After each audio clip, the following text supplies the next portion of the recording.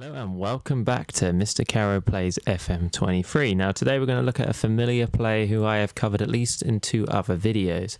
Now this player is Lorenzo Luca. Now the reason why we're going to look at him today is because in previous videos I hyped this guy, but we were playing in France, and sometimes players, when they translate into different leagues, it doesn't always work out for them. They don't score the goals, they don't replicate the form. So in order to kind of have a grasp of if a player is a player actually as good as we thought he was, actually you kind of want to try them in different leagues, and now I have actually been able to do this.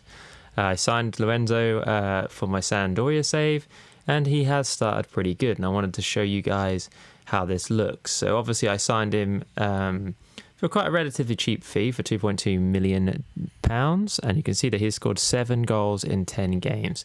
Now the key is when he was at Ajax, and this seems to happen every season if in FM23 that I can see, is that he doesn't play well for Ajax, he doesn't play for Ajax, they don't seem to use him that much. They have a fee that they could pay, or future fee that they could pay to get him when he's on loan. I think it's like £8 or £9 million, but they don't seem to ever do that. In my experience, he never stays at Ajax, so he is fair game for the next season.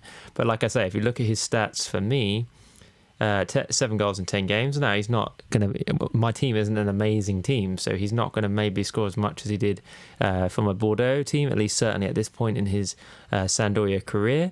But if we look at where we are in the table, hit the right button down here, you can see that we started pretty, when it finally loads, pretty well. We're second in the league, played a game more than most, so we're probably going to drop down a little bit, into maybe the 6th, 7th place, but we are doing okay, and a lot of that is to do with Lorenzo Luca. Last season I struggled, I didn't have a focal point, and I did struggle to achieve much without that kind of striking position.